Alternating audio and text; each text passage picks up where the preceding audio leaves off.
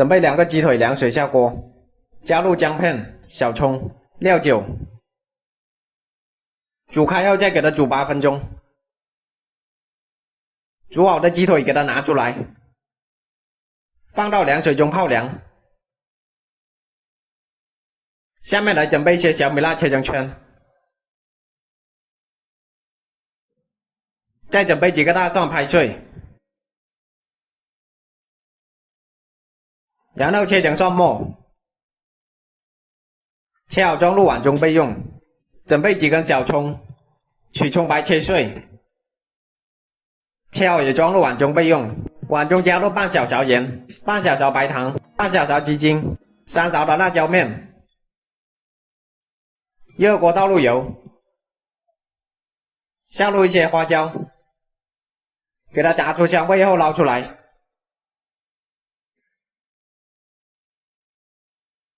把烧热的油淋入碗中，给它搅拌均匀。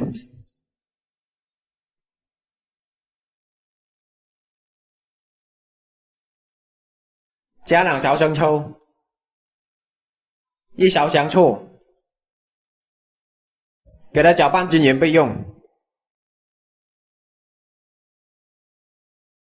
再准备2根香菜切成小段备用。准备1个新鲜的柠檬，去掉头尾，然后先切成柠檬片，再把切好的柠檬片1分为4。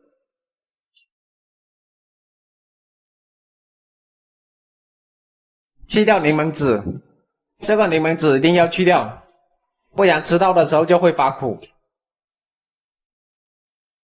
泡凉的鸡腿顺着纹路撕成长条，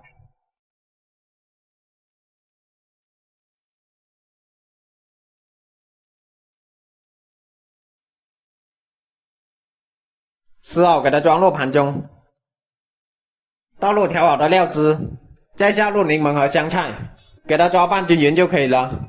这道简单的柠檬手撕鸡就做好了，特别的开胃又好吃，做法也很简单，想吃的朋友可以试试。喜欢我的视频记得点赞关注，感谢您的支持。